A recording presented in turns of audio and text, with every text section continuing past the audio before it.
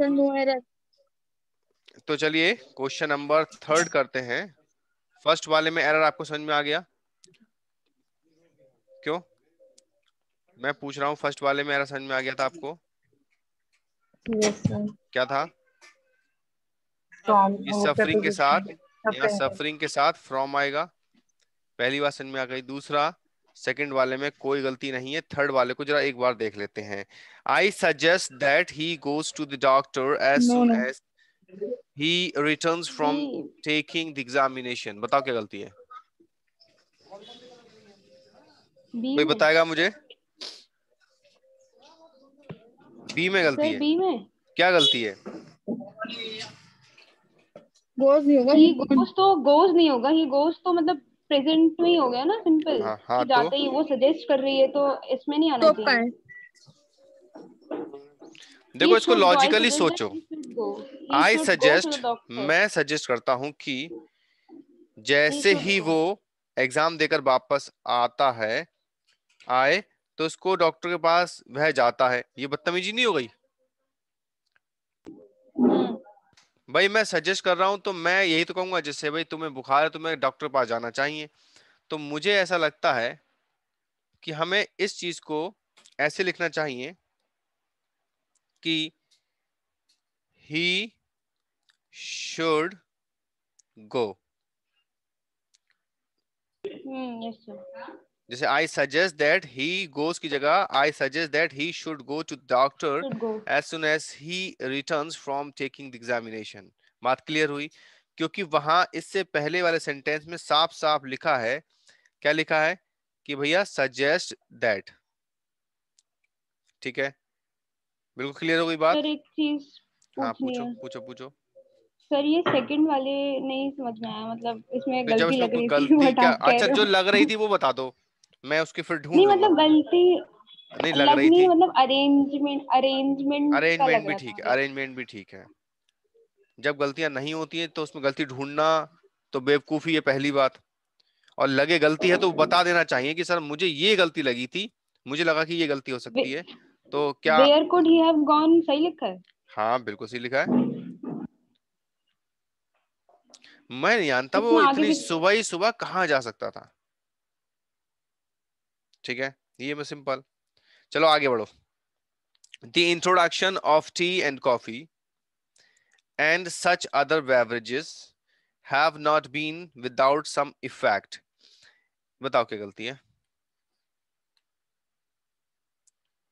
बताओ रे बाबा। और की जगह टू शायद। हैं? किसकी जगह टू? सम की जगह एनी। ये कौन बोला? ये कौन कादर था? भाई, कादर। अच्छा बहुत बढ़िया, आफरीन। ठीक है, देखो कादर, हट जा भाई, क्या है? देखो पहली बात तो सेंटेंस है नेगेटिव, हैव नॉट लिखा है ना। जब सेंटेंस नेगेटिव होता है तो नेगेटिव सेंटेंस के साथ कभी भी सम नहीं आता। सम आता है सिर्फ सेंटेंस जब पॉजिटिव पॉजिटिव होता है उसमें। तो सम की जगह पर पहली बात तो जो है वो आएगा एनी। बात क्लियर हो गई? बोलो हाँ। भाई, do you have any doubt या do you have some doubt? क्या बोलूंगा? एनी तो बोलूंगा ना। मैं बोलूंगा मेरे पास कुछ पैसे हैं तो मैं बोलूंगा आई हैव सम मनी। मैं बोलूंगा मेरे पास पैसे नहीं है तो मैं बोलूंगा I don't have any money. तो एनी मतलब नेगेटिव और सम मतलब पॉजिटिव, पहली बात। अब लेडीज एंड जेंटलमैन, अब मुझे आप बताइए कि इस सेंटेंस में यहां से लेकर यहां तक पूरा का पूरा ये क्या है? सब्जेक्ट है क्या? तो सब्जेक्ट में सब्जेक्ट क्या है? टी एंड कॉफी सब्जेक्ट है या फिर इंट्रोडक्शन सब्जेक्ट है, या ये पूरा का पूरी बात ही सब्जेक्ट है? पूरी की और पूरी बात सब्जेक्ट। लिखा है एंड भी तो जोड़ दिया उसने, एंड सच अदर बेवरेजेस। बात में जो बताओ सब्जेक्ट है कौन? बात हम टी की कर रहे हैं, इंट्रोडक्शन। कॉफी की बात कर रहे हैं, या बेवरेजेस की बात कर रहे हैं, या फिर इन सब के इंट्रोडक्शन की बात कर रहे हैं? Just try to. Introduction. rectify yourself. Introduction. Yes, we are talking about introduction. So introduction introduction, हाँ, itself सिंगुलर, singular subject हुआ, बोलो हाँ। जैसे हाँ, ये हैज सब्जेक्ट आएगा, हुआ तो यहाँ पर हैव की जगह पर हैज आएगा। हैज आएगा, बोलो सही बात है हाँ नहीं? तो यहाँ पर हैव को काटकर हमने लिखना चाहिए हैज। क्लियर हो गई बात यहाँ तक? अच्छा, एक से ज्यादा एरर आ सकते हैं? अरे भाई एक से ज्यादा एरर तो नहीं है, लेकिन इसमें है, मैं क्या करूं, इसमें है। तुमने एनी ढूंढा और जो एसएससी का बोर्ड था वो इसको गलती मान ही नहीं रहा था सम को। बताओ पॉसिबल है? वो कह रहा है यहाँ पर हैज आएगा, बुक कह रही है यहाँ हैज आएगा, ये तो हमें ही पता है इंट्रोडक्शन का हैज आएगा। लेकिन हमने ये भी तो पढ़ा है तुम्हारी ही किताबों में कि नॉट के साथ एनी आएगा। हम ऊपर से तो पढ़ के आए हाँ ही नहीं हाँ। है, ये हमें अलग से किसी ने पढ़ा नहीं दिया, हमने तुम्हारी ही किताबों बट से पढ़ा। ये है ना, आंसर में तो सी सी वाला ही टिक कर देंगे हाँ फिर। सी वाला टिक कर देगा बंदा, लेकिन हमें जो ऑथेंटिकल तरीके से जो बातें पता है हम उसको ही तो फंक्शन कराएंगे भाई, हम अपनी तरफ से थोड़ा करेंगे। हमें जो दिखेगा हम वो करेंगे। अब वो भाई बोर्ड का है कि वो क्या करेगा, लेकिन जो हमें बताया जाता है किताबों के माध्यम से हम वो सीखते हैं और हम उसी को ही तो टिक करते हैं। हमें अलग से ना ही बताया जाता है, कोई अलग से आगे बताता नहीं है। हम वही चीजें सीख पाते हैं जो चीजें किताबों में होती हैं। मेरी बात समझ में आ गई आपको? नेक्स्ट पढ़े। In spite of the road block the guards allowed us enter the restricted area to search for our friends। बताओ क्या गलती हो सकती है? इंस्पाइट। इंस्पाइट। क्या बेटा इंस्पाइट के आगे? नहीं, इंस्पाइट की स्पेलिंग सही नहीं है ना। अच्छा तो क्या होती है वो स्पेलिंग? INSPITE। आई है। अच्छा इसीलिए कौन, ये तुम ही थे कि अलग ही तरीके की गलती है इसमें?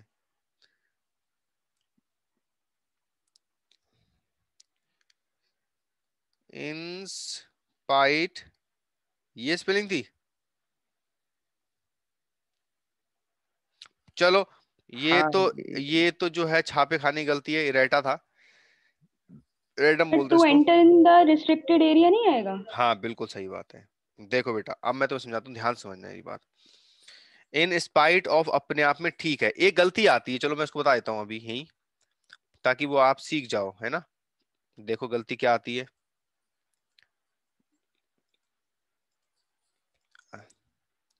वो गलती कुछ इस तरीके से होती है।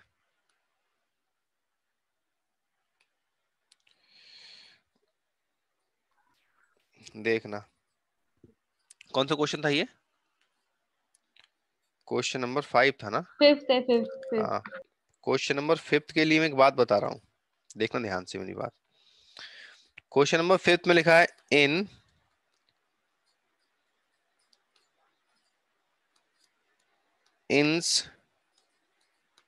spite of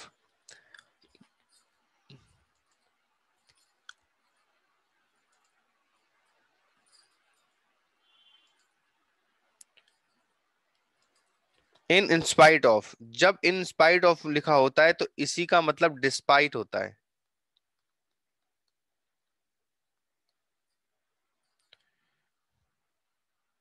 ऑफ, डिस्पाइट जब लिखा होता है तो उसके साथ हम इन का यूज नहीं करते हैं। कभी कभी इन डिस्पाइट ऑफ लिखा होता है तो याद रखिएगा कि डिस्पाइट के साथ कभी भी इन नहीं लगाते, लेकिन इन स्पाइट ऑफ होता है और डिस्पाइट ऑफ भी होता है।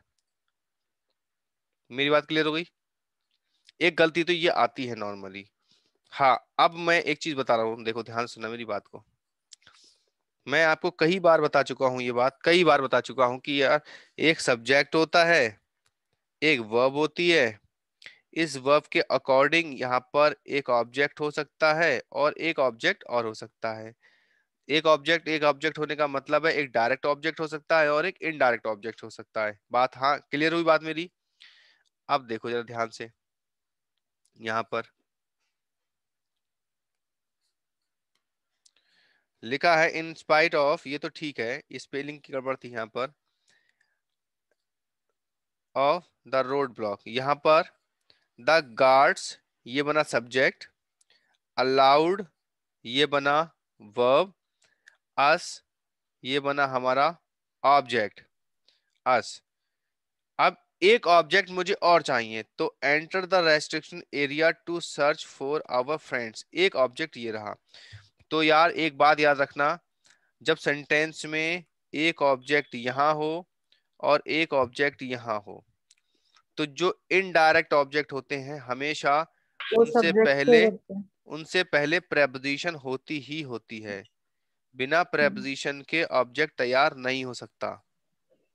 तो टू आएगा। हाँ, इसीलिए तो मैं बोल रहा हूं कि करते हैं। एंटर से पहले टू का आना कंपलसरी है। ठीक है। The guards allowed us to enter the restricted area to search for our friends. मेरी बात क्लियर हो गई आप लोगों को? आगे देखिएगा, आगे लिखा है द न्यूअर टाइप ऑफ। पढ़ो पढ़ो पढ़ो भी न्यू जल्दी पढ़ो। टाइप। हाँ पढ़ो। New type the newer type of automatic machine. यहाँ पर आपको ये बदतमीजी नहीं लग रही है डबल? हम्म। क्या कि इस न्यूअर की न्यूअर। जरूरत ही क्या है हमें? भाई सीधे सीधे लिखो ना, the new type of automatic machines. भाई नए जमाने की, आज के वक्त की जो नई नई मशीनें आती हैं कपड़े धोने की, वो ज्यादा फास्टर हैं पहले जमाने से की के हिसाब से।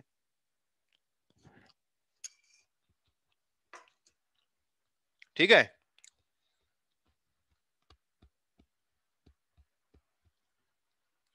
ये सेंटेंस पढ़ो जरा, 7 वाला। कमान पढ़ो। और ये बात पढ़ा चुका हूं मैं तुम लोगों को।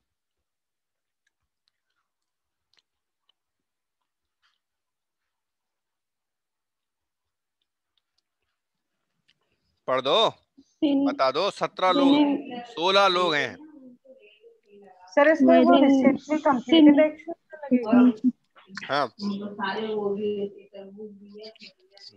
सिनेमा थिएटर वाले में सिर्फ बी वाले में लग रहा है। अच्छा। entered in the cinema theater. Entered In the cinema theater. अच्छा, तुमने तो दुनिया बदल दी भाई साहब सेंटेंस की। हैं, तुमने दुनिया ही बदल दी। अब क्या होगा? अब सर तो बवाल। बाय दिस टाइम और बाय द टाइम अलग अलग होंगे ना? ना, बाय द टाइम होता है और बाय द टाइम ही बोलते हैं। देखो, नहीं, जैसे वो रिसेंटली कंप्लीटेड एक्शन में हम कीवर्ड्स हमने वो पढ़े थे ना कि वो उसके एंड में आते सेंटेंस के। अभी मैं बताता हूँ बाय उसके दिस बाद। टाइम।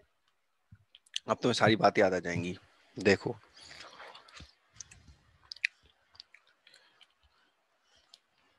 पहले ये जो एंटर वाला आदमी है ये कौन है बेटे? देखो, इंटर के साथ, इंटर के साथ इनटू। इन या फिर इनटू जैसी घटनाएं कभी घट ही नहीं सकती। बदतमीजी है ये। इंटर के साथ ना तो कभी इन लगाते हैं ना कभी इनटू लगाते हैं। भेजे में डालो ये बात हमेशा। एंटर के साथ जीरो प्रेपोजिशन। करेक्ट। पहली गलती समझ में आ गई। दूसरी, देखो, अभी अभी क्लास शुरू हुई 10 बजे। लो 10 बजा दिए। मेरी बात को बहुत ध्यान से सुनिएगा सभी लोग, मजा आएगा। तो पहले मैंने एक काम किया। पहले मैंने एक ये जो भी हम पढ़ रहे हैं जूम मीटिंग पर, उसका एक लिंक सेंड किया। उसके बाद आपने मीटिंग को, बोलो क्या करा? ज्वाइन किया। करेक्ट। तो मुझे बताओ, अभी अभी अभी अभी एक टाइम हो रहा है और उस टाइम को मैं कहना चाहूंगा 10:30। Everybody listen to me very carefully. You are going to learn very special thing today. Correct. अभी अभी 10:30 बज रहे हैं। मैं कहूंगा मेरे हिसाब से ये पास्ट हुआ। बोलो हाँ भाई, पास्ट हुआ या नहीं हुआ? और इसके हिसाब से ये और ज्यादा पास्ट हुआ। ये पास्ट ऑफ ये पास्ट पास्ट हुआ। ऑफ पास्ट पास्ट हुआ। हाँ। जब दो काम पास्ट में हुए हों अभी के हिसाब से, अभी मैं 10:30 की बात कर रहा हूं कि दो काम हुए, मैंने लिंक सेंड किया, उसके बाद हम लोगों ने क्लास शुरू की, दोनों काम पास्ट में हुए। लेकिन इन दोनों में सबसे पहले कौन सा हुआ? लिंक का सेंड करना सबसे पहले हुआ। तो दो काम जब पास्ट में होते हैं प्रेजेंट से रिलेट करने के बाद बता रहा हूं, ये मेरा प्रेजेंट है, प्रेजेंट से जब हम कोई चीज रिलेट करते हैं और दो घटनाएं उससे पहले हुई होती हैं तो ये पास्ट, और ये पास्ट का भी पास्ट। तो जो पास्ट का भी पास्ट होता है, जो पास्ट का भी पास्ट होता है, याद रखिएगा, बहुत ध्यान से याद रखिएगा, उसी चीज को ही हम बोलते हैं हैड के साथ वर्ब की थर्ड फॉर्म लगाना, और जो पास्ट होता है उसको बोलते हैं इस वर्ब की सेकंड फॉर्म का लगाना। और इन दोनों के बीच में, इन दोनों के ही बीच में हम बिफोर लगाते हैं। क्या लगाते हैं? पहले, बिफोर। और आफ्टर भी लगाया जाता है। आप जब बिफोर लगाएंगे तो जो काम पहले हुआ वो पहले लिखो, जो काम बाद में हुआ उसको बाद में लिखो, और ये चीज सिर्फ बिफोर के साथ होती है। बात क्लियर हो गई? आ जा रहे बोर्ड पे। कहाँ है मेरा दोस्त मिट्टी का खरगोश? हाँ। By the time we got our tickets, पहले टिकट लिए and enter the cinema hall.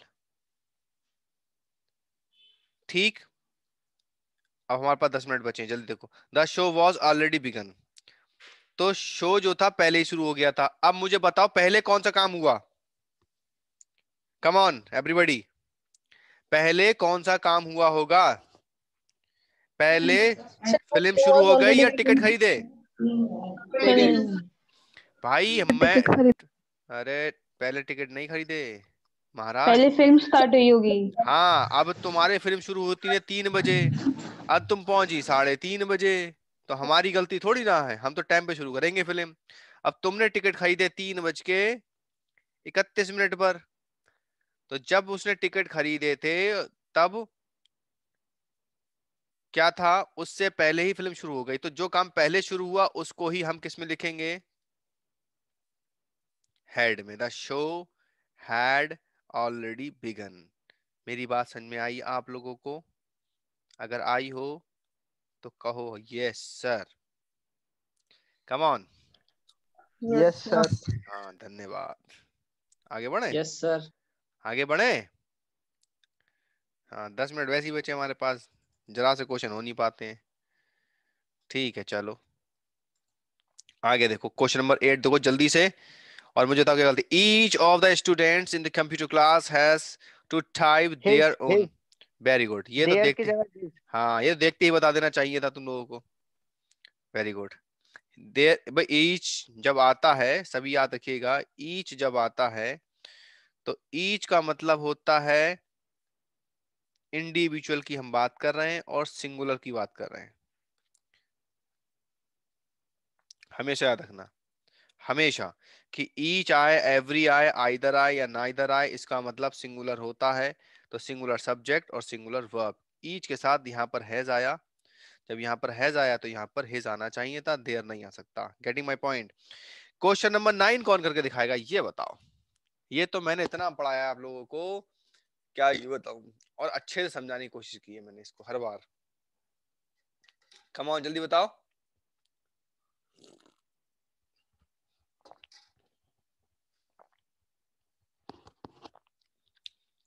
हाँ,